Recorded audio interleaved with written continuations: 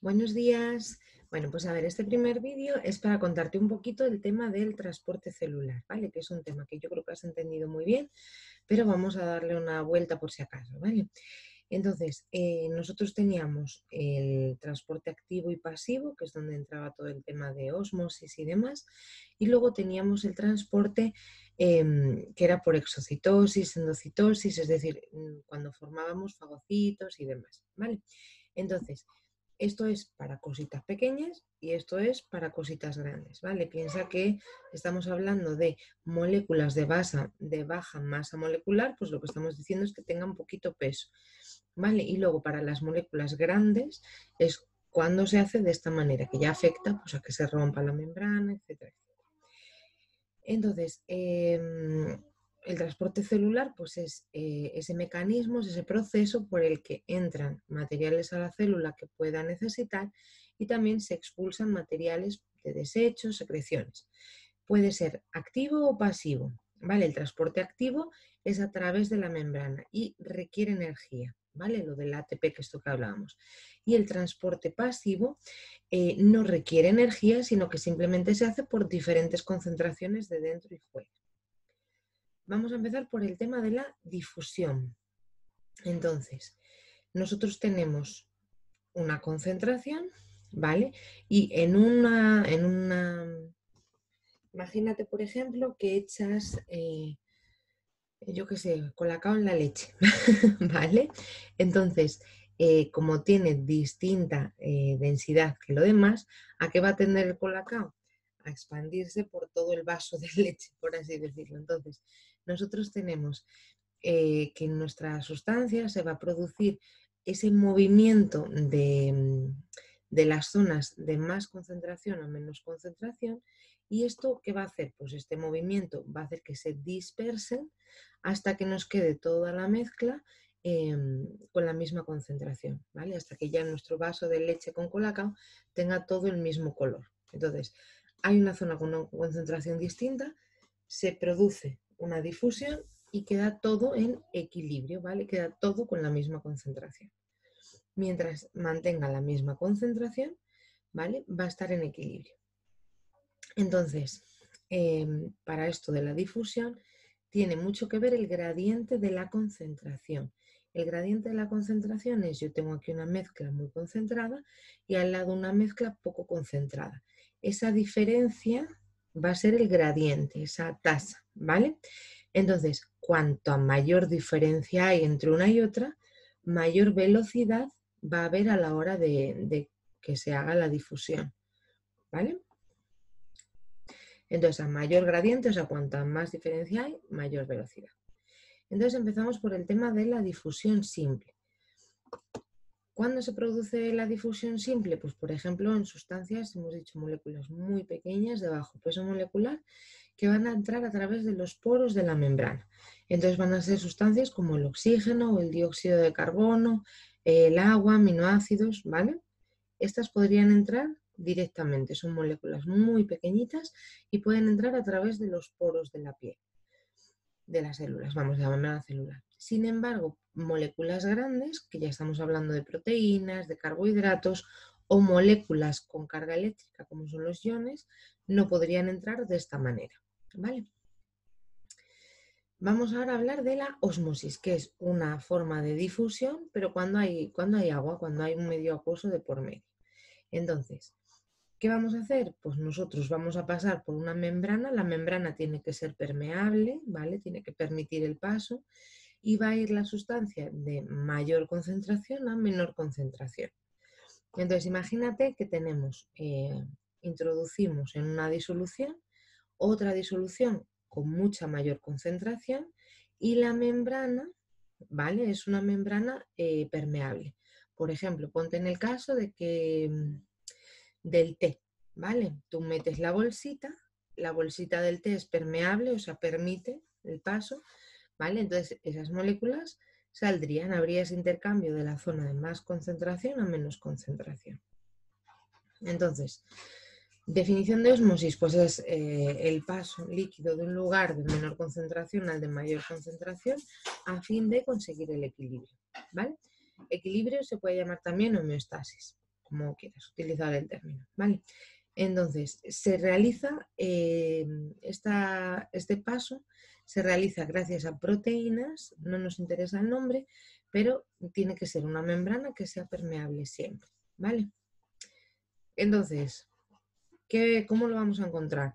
Pues vamos a tener una célula, vamos a tener otra célula y en el medio va a haber un canal de agua.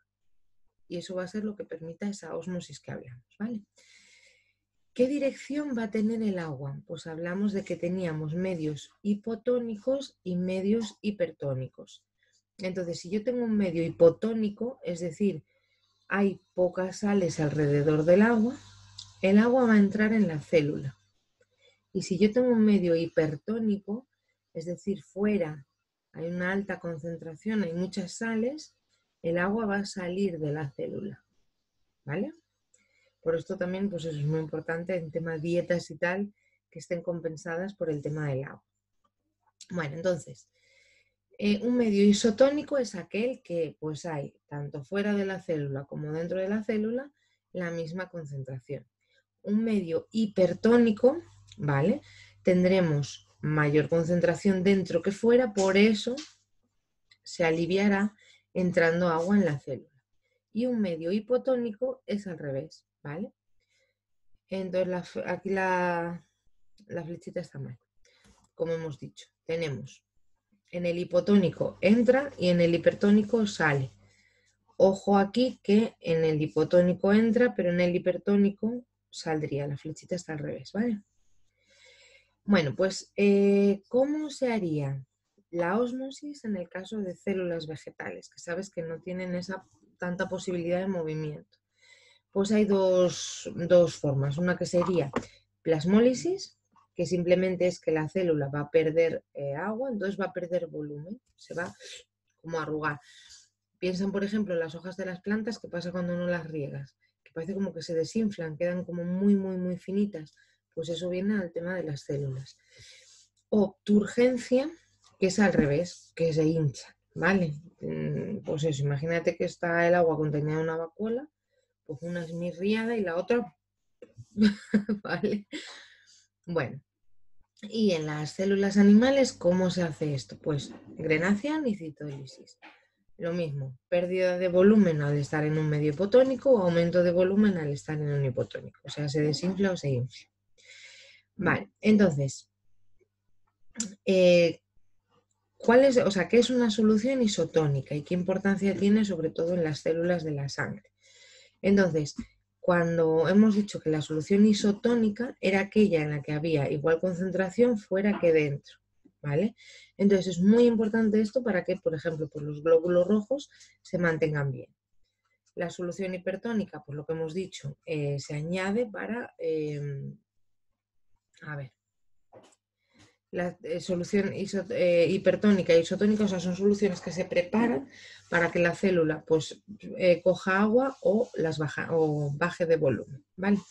Entonces, bueno, nos explica ejemplos como en el glóbulo rojo y nos vamos ya a la difusión facilitada. O sea, teníamos difusión simple, que era la que no necesitaba energía y la que se producía por eso, pues por cambios de gradiente o cambio de concentración de una a otra. Y sin embargo, la difusión facilitada es aquella que es a través de la membrana celular, ¿vale? O sea, vamos a tener unas proteínas, acuérdate, ¿vale? También aparecían las proteínas antes. Tenemos unas proteínas que van a encargarse del transporte y van a permitir que, bueno, pues entren o salgan sustancias de la célula. Y la difusión facilitada también también interviene el gradiente de la concentración. Sin embargo, la expulsión o la incorporación de sustancias va a ser mucho más rápida. Entonces, en la difusión facilitada, pues vamos a tener una sustancia que una proteína transportadora va a hacer un hueco en la membrana y va a hacer que entre, ¿vale? Entonces, hablamos de que es transporte activo porque necesitamos energía, no es algo que se produzca de forma espontánea, sino que necesitamos que se produzca energía para que se lleve a cabo este proceso, para que esas proteínas sean capaces de absorber o expulsar.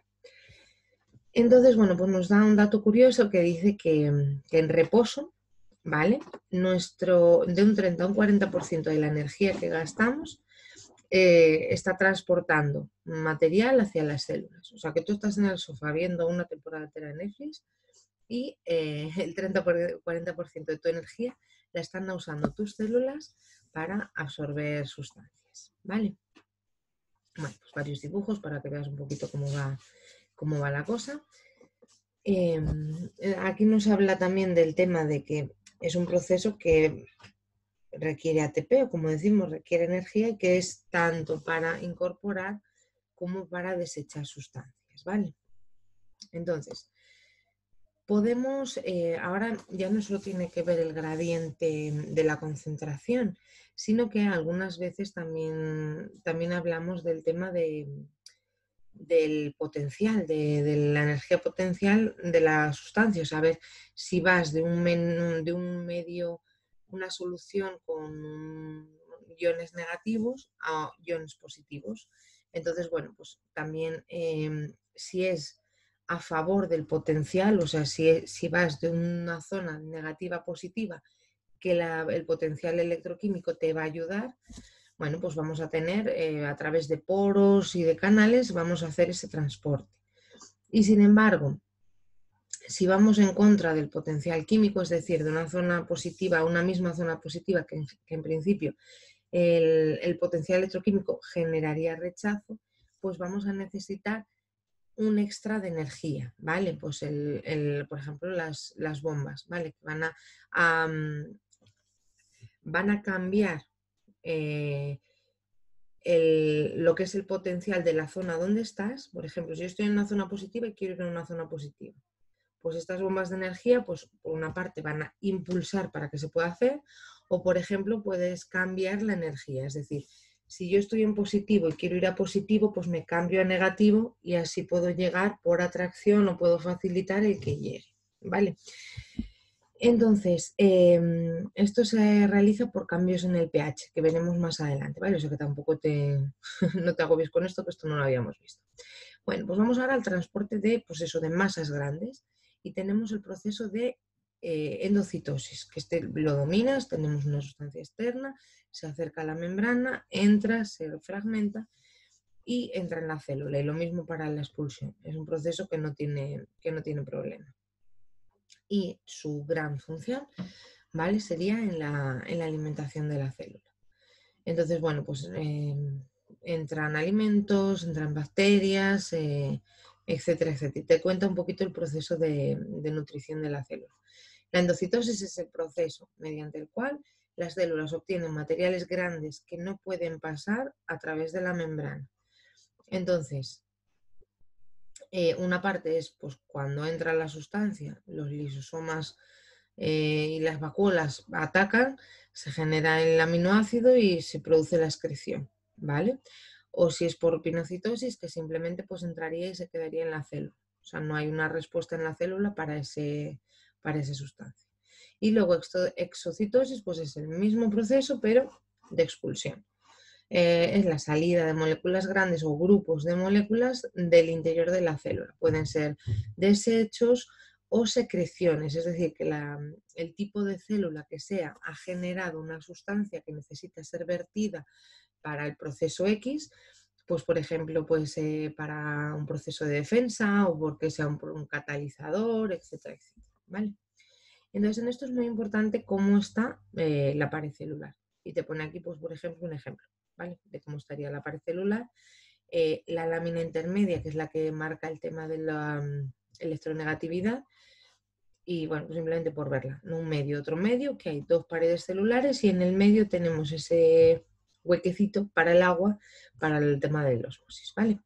Bueno, pues esto es todo en cuanto a transporte.